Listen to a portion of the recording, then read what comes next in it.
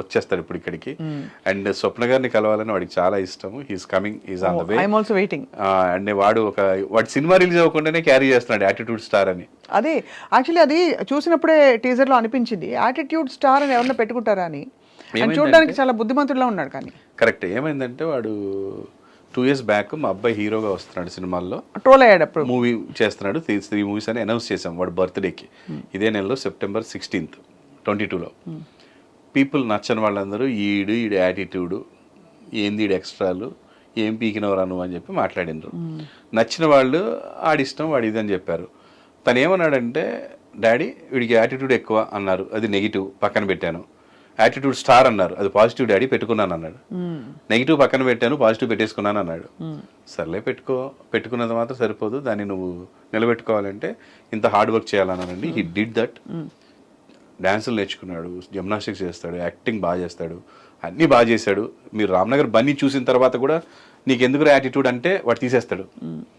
పర్లేదురా పెట్టుకున్నందుకు నీకు బాగానే అంటే ఉంచుకుంటాడు. అదే కానీ టీజర్లో అసలు చాలా చాలా fun and entertainment and timing, fast డైలాగులు, రిలేటబుల్ డైలాగ్స్ ఇవే కనిపించాయి ఎక్కువ. డెఫినెట్గా అండి. మీకు వాడిని చూసినప్పుడు చిన్నప్పటి రామ్ని, ఒక రవితేజాని వీళ్ళని చూసినట్టు అనిపిస్తుంటుంది. ఎనర్జీ, ఆ యాక్టింగ్ స్టైల్ అది చూస్తే ఎక్కడ అసలు లోలో ఉండడు, మంచి హైలో ఉంటాడు అంతా. కానీ ఈ కథాంశం ఎంచుకోవాలని మీకు ఎందుకు అనిపించింది? అంటే ఇలాంటి సినిమాలో లాంచ్ అవ్వాలి అంటే. నా కొడుకు అంటే నన్ను బాగా ఇష్టపడే వాళ్ళు చాలా మంది వెళ్తారని నమ్మకం. నాకంతా ఫ్యామిలీ లేడీసే. మేము చేసే సీరియల్స్ కి ఎలా ఉండేదంటే ఇది ఒక్కటి కట్టి మేము కట్ చేసి తమ్నైల్ పెట్టుకోవచ్చు. నాకంతా ఫ్యామిలీ లేడీసే. రాసుకున్నానా కొంచెం? నాకంతా ఫ్యామిలీ లేడీస్. నాకుండే ఫ్యాన్స్ ఏమంటే మీరు ఇప్పుడైనా ఆన్లైన్ ఓటింగ్ పెట్టారనుకో నేను ఓడిపోతాను. నాకు ఫాలోయింగ్ ఎక్కువ ఉన్నాడు. ఎందుకంటే నా ఫాలోయర్స్ ఎవరు కూడా ఫోన్లలో మెసేజ్లు చేసేవాళ్ళు కాదు, ఎస్ఎంఎస్లు పంపేవాళ్ళు కాదు. రేపు బిగ్ బాస్కి వెళ్ళిన టెన్షనే. ఒకవేళ నాలంటూ వెళ్తే వాళ్ళకి ఎంతో ఇష్టం ఉంటుంది, కానీ వాళ్ళు దే డోంట్ యూజ్ దిస్. వాళ్ళు చూసి ఇష్టపడతారు. నాకు లెటర్లు రాసేవారు బస్తాలు. కానీ ఇప్పుడు ఈ ఫోన్లు చేయడాలు ఇవి రావు కదండి. సో వాళ్ళకి నచ్చేలా వీడు వెళ్తే నన్ను కలుపుకున్నట్టే వాడిని ఫ్యామిలీలో కలుపుకుంటారని ఈ రామ్నగర్ బన్నీ సెలెక్ట్ చేసామండి. ఒక ఫ్యామిలీ మూవీ అండి. మన ఇంటి పక్కన ఉంటాడు ఒక తొత్తిరిగాడు, ఒక హౌలగాడు, ఒక వేసినాగాడు, ఒక పోరగాడు, ఎగిరిగా ఎలా ఉంటాడు అలా ఉంటాడు. అంటే ఈ అమ్మాయిని ఇప్పుడు ఈ నెలలో ఈ అమ్మాయితో కనిపిస్తాడు, నెక్స్ట్ మంత్ ఆ అమ్మాయిని లవ్ చేస్తున్నా అంటాడు, ఆ నెక్స్ట్ మంత్ ఆ అమ్మాయిని అంటుంటాడు. ఇదంతా ఒక ఫన్ వేలో వెళ్ళింది. సో అలాగే ఉంటారు బయట కూడా. చూసిన ప్రతి అమ్మాయిని లవ్ చేయాలనిపిస్తాడు ఆ ఏజ్ లో, ఒక 20 to 25 వరకు. పక్కన అందమైన లవర్ ఉన్నా కూడా ఎదురుగా వచ్చిన అమ్మాయి దీనికంటే బాగాలేపోయినా కొత్తగా చూస్తాడు కాబట్టి వాళ్ళు నచ్చుతారు. సో అలాంటి ఒక క్యారెక్టర్ ఉన్న కదా, అరే ఇదేదో రిలేటబుల్గా ఉంది, జనాలకి కొంచెం ఎట్లనే ఉంటారు కాలేజ్ టైంలో, ఇంటర్ డిగ్రీ టైంలో అని అనిపించి ఆ కథను సెలెక్ట్ చేసాం. దాంట్లోంచి బోల్డ్ అంత ఫన్ వస్తుంది ఫస్ట్ ఆఫ్ ఆల్. సో ఎక్కడ వల్గారిటీ లేకుండా ఫన్ తీసుకొని మనం దాన్ని చేయడం జరిగిందండి. సో ఈ సినిమా డెఫినెట్ గా మీరే ప్రొడ్యూసర్ కదా సార్, మీ బ్యానరే కదా. అది నేను ఎందుకు చేశానంటే అండి, వీడిని నేను ఎలా చూపించాలనుకుంటున్నాను ఆడియన్స్ కి అనేది మీ చేతిలో ఉండాలనే. అందుకేనండి. వేరే డైరెక్టర్, వేరే ప్రొడ్యూసర్ అంటే మన ఇన్వాల్వ్మెంట్ వీడియో ఊకే వెళ్ళి పెడతాడు అంటారు. 2 సినిమాలు చేశాడు వేరే, అందులో నేను అసలు షూటింగ్ కూడా వెళ్ళలే. జస్ట్ నేను అనిపించినవి వాళ్ళకి ఫస్ట్ చెప్పాను ఫస్ట్ సిట్టింగ్ అంతే. షూటింగ్ కూడా వెళ్ళలే, అయిపోయిన తర్వాత చూడడమే తప్ప. సో ఇది మాత్రం నేను దగ్గరుండి, మా డైరెక్టర్ ఉన్నా కూడా ఆయన రాసుకొని వచ్చిన కథ కాబట్టి ఆయనతో పాటు నేను ఉండి ఇద్దరం కలిసి దాన్ని ముందుకు తీసుకెళ్ళాం. డైరెక్టర్ శ్రీనివాస్ మహత్ గారే చేశారు, బట్ అన్ని డిస్కస్ చేసుకొని జాగ్రత్తగా చేసుకున్నాము. ఇలా ప్రజెంట్ చేయాలనుకుంటున్నాను ఫస్ట్ మూవీ, మా వాడిని ఇలా చూపించాలనుకుంటున్నాను. ఇట్స్ లైక్ ఏ షోరీల్ అండి. మా వాడు మీరు అనుకున్నట్టుగా మీకు నచ్చితే వాడుకోండి వీడిని అని ఒక డైరెక్టర్కి, ఒక ప్రొడ్యూసర్ చూపించడానికి ఒక షోరీల్ లాంటి ఫన్ మూవీ. చంద్రాస్కి పైసలు ఇచ్చారా లేదా? ఇచ్చామండి. వాడు ఇచ్చినవి కూడా అదే డొనేట్ చేసి గవర్నమెంట్కి ఇచ్చేసారు. అది ఓకే, బట్ నిజంగా ఫుల్ అమౌంట్ సెటిల్ చేశారా లేదా? చేసేసామండి. ప్రొడ్యూసర్ గారు కదా, మీరు చాలా స్ట్రిక్ట్ అండి ఆ విషయంలో. అంతేనా? అది కాక ఎక్స్ట్రా కూడా తీసుకున్నాడు పెట్రోల్ కానీ వాటికని ఇటుకని. అంతేనా? ఎలా డిసైడ్ చేస్తారు? ఇది చాలా ఇంట్రెస్టింగ్ ఈ విషయం. ఎందుకంటే మీరేమో అసలు ఒకవైపు డాడీ, మాకంటే ముందు వేరే సినిమా స్టార్ట్ అయిందండి, వాళ్ళకి ఫ్రీగా చేశాడు, నో మనీ. సో నాకు చేస్తున్నప్పుడు నేను రెండోది అలా చేయను అన్నాడు. మరి ఏంట్రా అన్నాడు, మీ ఇష్టం అన్నాడు. సరే ₹1,00,000 ఇస్తాంలే అన్నా. అంటే నువ్వు ఖర్చులకి ఇచ్చేయి, వాటిల్లో ₹1,00,000 లెక్కేయొద్దు అన్నాడు. సరే అదంతా నాదే, ఈ లక్ష నీదే అన్నాను. ఆ లక్ష మొదటిదా దాచుకున్నాడు బాగానే, మొన్న ఎందుకు వాడికి ఇవ్వాలనిపించి ఇచ్చేసాడు.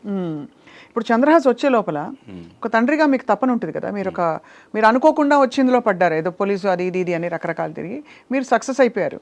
కానీ పిల్లల్ని సెటిల్ చేయాలనే తపన ప్రతి తల్లిదండ్రులకు ఉంటుంది. మీరు ఎలా తపన పడ్డారు చంద్రహాస్ కోసం? నేను మా వాడు ఫస్ట్ నుంచి స్టడీస్లో కొంచెం కాలేజీ స్కూల్స్ ఇవన్నీ అసలు ఎప్పుడు వెళ్తున్నట్టు అనిపించేది కదా. వెళ్ళినా మొత్తం స్పోర్ట్స్లో ఉండేవాడండి. కాలేజ్ క్లాస్లో ఉండేవాడు కదా, బాగా కంప్లైంట్స్ వచ్చాయి, పేరెంట్స్ మీటింగ్లో ఊకే అటెండ్ అయ్యేవాళ్ళం. మా ఆవిడ తప్పించుకునేది, నన్నే పంపించేది పేరెంట్స్ మీటింగ్కి. ఇంత సెలబ్రిటీ ఉండి కొంచెం వాళ్ళు తక్కువ తిట్టేవాళ్ళు నన్ను చూసి, మా ఆవిడ వెళ్తే ఎక్కువ తిట్టేటోళ్ళు. సో చాలా ఇష్యూస్ అయ్యాయి. జూబ్లీ క్లబ్లో అయితే ఆల్మోస్ట్ స్పెల్ చేశారండి. అంటే ఏదో చిన్న పందెం కాసుకున్నారు ఇద్దరు ఫ్రెండ్స్ క్లాస్లో. ఫ్యాన్ తిరుగుతున్న ఫ్యాన్ని పట్టుకొని ఎలాడతా అని ఏదో ఇద్దరు పందెం కట్టుకున్నారు. వీడేం చేశాడు తెలివిగా, ఫస్ట్ పట్టుకొని స్విచ్ చేయమన్నాడు, ఇంకా తిరగట్లేదు. వాడు నువ్వే అదేంది నువ్వు తిరుగుతుంది పట్టుకుంటాను, నేను పట్టుకుంటాను స్విచ్ చేసుకోవాలన్నాను నేను. అది తిరగపోతే వీడు వెయిట్గా తిరగట్లేదు. వాడు తర్వాత ఏం చేశాడు, ఇస్తా అన్న 10 రూపాయలు ఏదో ఇవ్వలేదు, 10 రూపీస్ ఏదో గుద్దాడు, ఆ స్పెట్స్ పగిలిపోయింది. ఓహో, మనకి పగిలిపోతే వాళ్ళు మమ్మల్ని పిలిచారు. వీడియో ఉంటుందండి అక్కడ. ఏంటంటే స్కూల్లో వీడియో అన్ని సీసీ కెమెరాలు క్లాస్ రూమ్స్లో. మేము జూబ్లీస్ పబ్లిక్ స్కూల్ మేము వెళ్ళాము. వెళ్ళిన తర్వాత మా వాడు అలాంటి వాడు కాదు, సో మీరు అట్లా చెప్పకండి, హీస్ వెరీ నైస్ అన్నాడు. వీడు కూడా నేనేం చేయలేదు డాడీ, ఏం చేయలేదు అన్నాడు. వాళ్ళు వీడియో చూపించారు, ఏం మాట్లాడు. సో చిన్న ఇది వాళ్ళు కూడా అర్థం చేసుకున్నారు, పిల్లలు అని. వాళ్ళ పేరెంట్స్ కూడా వదిలేయండి లైట్ అని చెప్పారు. సో అలా చిన్నవి. సో ఇలా ఉన్నవాడు మరి ఏంట్రా బాబు అనుకున్నప్పుడు పైలట్ అవుతా అన్నాడండి. నాకు చాలా హ్యాపీ అనిపించింది. సో ఢిల్లీలో ఒక ఇన్స్టిట్యూట్ తీసుకెళ్ళి నేను దగ్గరుండి జాయిన్ చేశాను. 4 days ఉన్న తర్వాత వాడికి నచ్చలే, డబ్బులు కట్టేశాం, వాపస్ ఎవరు సరే అని చెప్పి వస్తా అన్నాడు. మనం నో అంటే ఏమైపోతాడని చెప్పి ఇంటికి వచ్చాం. మనం వచ్చాడండి, మళ్ళీ డిగ్రీ జాయిన్ అయ్యాడు. ఇంటర్ తర్వాత వెళ్ళాడండి. అది ఇంటర్ తర్వాత కోర్స్ అనమాట. 4 years 5 years ఉంటుంది. దాని తర్వాత యూఎస్ వెళ్ళి ట్రైన్ అవ్వాలి. ఎందుకు నచ్చలేదు కానీ తనకి ఎందుకో నచ్చలేదు, బోర్ కొడుతుందంట. బోర్ కొడుతుందని నాకు అసలు ఇంట్రెస్ట్ రావట్లేదు. అంటే వాడికి అందులో మ్యాథ్స్ ఎక్కువ, ఫిజిక్స్ ఎక్కువ ఉంది. ఏదో వెళ్ళి అలా రయ్యని ఎగరేసుకెళ్ళిపోదా. అట్లా కాదు, అట్లా అనుకున్నాడు వాడు. ఏదో ఇట్లా నేర్పిస్తారు కార్ డ్రైవింగ్ లాగా, నెక్స్ట్ వేసుకొని ఇంటికి వద్దాం అనుకున్నాడు. కాదు, ముందు రాసుకోవాలి కూర్చొని, అందులో ఫిజిక్స్ మ్యాథ్స్ చాలా ఉన్నాయి. ఏంటాడు ఇది, ఇవన్నీ చదివితే కలెక్టర్ అవుతాం కానీ నేను ఇక్కడ రానని చెప్పినట్టుగా వచ్చేసాడు. సరే వచ్చిన తర్వాత డిగ్రీ చేస్తూ సినిమాలో యాక్ట్ చేస్తాలే డాడీ అన్నాడు. యాక్ట్ చేస్తాలే డాడీ అంటే ఒడబెట్టుకుంటాడు నేను సినిమాలో, నేనైతే సినిమా తీయనని చెప్పాను. ట్రై చేద్దాంలే డాడీ అన్నాడు. అంటే సరే ఒక పని చేయి, నువ్వు సినిమాలు చేయాలన్నప్పుడు ట్రైన్ అవ్వు బాగా, అంటే ఫుల్ డ్యాన్స్ నేర్చుకో, ఫుల్ జిమ్నాస్టిక్స్ నేర్చుకున్నాను. వాడు 8 years ఉన్నప్పటి నుంచి జిమ్నాస్టిక్స్ ఇంట్లోనే నేర్చుకుంటున్నాడు ఫుల్గా. ఒక మాస్టర్ వచ్చి రాము మాస్టర్ రోజు నేర్పించేవాడు, మేము ఎక్కడుంటే అక్కడ. చాలా మంచి మాస్టర్. అప్పటి నుంచి ఫ్లెక్సిబిలిటీ, డ్యాన్స్ చిన్నప్పటి నుంచే ఎక్కడ కాంపిటీషన్కి వెళ్ళినా ఫస్ట్ ప్రైజ్ ఇద్దరికి, అన్న చెల్లెలకి బాగా వచ్చేది. సో ఇద్దరు ఉన్నారు. యాక్టింగ్ నా సీరియల్లో ఒక 100 episodes వీడు హీరోగా చేశాడు చైల్డ్గా. 100 episodes తర్వాత నేను ఎంటర్ అవుతాను హీరోగా. తర్వాత ఒక 1000 episodes చేసాం నేను ఎంటర్ అయ్యాక. అన్నా చెల్లెళ్ళని వీళ్ళిద్దరే చేశారు, అప్పుడు పెద్ద హిట్ అండి. సో అది చేశాక ఇంకా చేయలేదు. ఒక సినిమా ఏదో శ్రీకాంత్ గారి సన్ను, మా అబ్బాయి సుమా గారి సన్ను, అండ్ కోటి గారి సన్ను మ్యూజిక్, రెహమాన్ సన్ను సింగింగ్, ఇట్లా సెలబ్రిటీ సన్స్ తోటి జీకే గారు ఒక సినిమా ప్లాన్ చేశారు. నాగార్జున గారు, మ్యాట్రిక్స్ ప్రసాద్ గారు ప్రొడ్యూసర్. అప్పుడు అడిగారండి, ఆ సినిమా చేశాడు. నేను మా ఆవిడ స్టన్ అయ్యాం, వీడు ఏం చేస్తాడు యాక్టింగ్ అనుకున్నాం, కానీ భలే చేశాడండి. 2 సీన్లు ఉన్నాయి వాడికి, చాలా బాగా యాక్ట్ చేశాడు న్యాచురల్గా.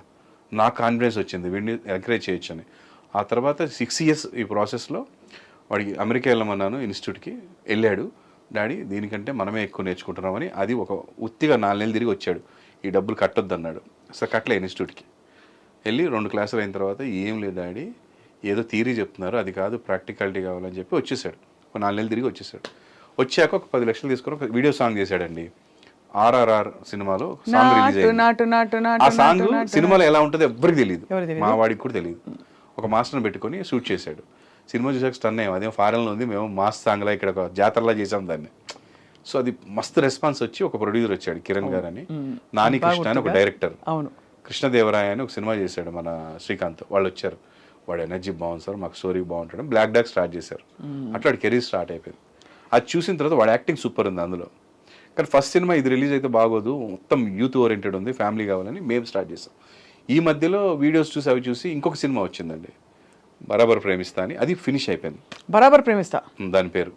సో అది ఫినిష్ అయిపోయింది, సినిమా పోస్ట్ ప్రొడక్షన్లో ఉంది. సో ఇలా 3 సినిమాలు చేశాడండి. ఇప్పుడు వచ్చి వింటున్నా కూడా ఏమన్నాడంటే, డాడీ ఇట్లా చేసుకుంటూ పోవడం కాదు, అసలు ఒకటి వదులుదాం, జనాలు ఏమంటారో చూసి మనం విని వెళ్దామని చెప్పి హీ స్టాప్డ్. కానీ ఇవాళ ఇప్పుడున్న కాంపిటీషన్లో ప్రభాకర్ గారు ఏం చెప్పించారు అంటే, ఇండస్ట్రీ గురించి మీరు చాలా చూసారు లైఫ్. ఇండస్ట్రీలో అఫ్ కోర్స్ క్లిక్ అయితే తిరుగుండదు, బట్ క్లిక్ అయ్యే క్రమంలో పడే కష్టాలు అవన్నీ కూడా హీఈస్ ఆల్రెడీ ప్రిపేర్డ్, ట్యూన్డ్ 100% అండి. అంటే నాకంటే ఎక్కువ మెచ్యూర్ అంటారా, ఎడ్యుకేటెడ్ అండి వాడు ఈ విషయంలో. అంటే లైఫ్లో నాట్ బుక్స్ అండి, లైఫ్ మొత్తం అన్నీ చూస్తాడు, అన్నీ చదువుతాడు, అందరి గురించి చూస్తాడు, ఎవరు ఎట్లా పైకి వస్తున్నారు, ఎవరు ఏం చేస్తున్నారు అన్నీ అబ్జర్వ్ చేస్తాడు. And he use to watch 18 to 16 hours సినిమాలు చూస్తాడు, ఇంటర్వ్యూలు చూస్తాడు, పెద్ద పెద్ద వాళ్ళే హాలీవుడ్ నుంచి టాలీవుడ్ దాకా అన్నీ ఫాలో అవుతాడు. అండ్ వాడికి నేను చెప్పింది ఒకటే, అస్సలు ఫెయిల్యూర్ సక్సెస్ అనేది ఉండదు, కష్టం ఫలితం ఉంటుంది. నువ్వు సక్సెస్ అయ్యి తర్వాత కష్టపడిపోయినా పోతావు, ఫెయిల్యూర్ అయిన తర్వాత నువ్వు ఎంత కష్టపడ్డా సిన్సియారిటీ లేకపోతే పోతావు. సిన్సియారిటీ కష్టం ఈ రెండు నమ్ముకున్నానా, నేను ఇప్పటివరకు అది నమ్ముకున్నాను. అద్భుతమైన పేరు రాకపోయినా, మరీ కింద పడిపోయినా, ప్రతిరోజు నేను ఇప్పటివరకు 30 years నుంచి నేను లైవ్లో ఉన్నాను.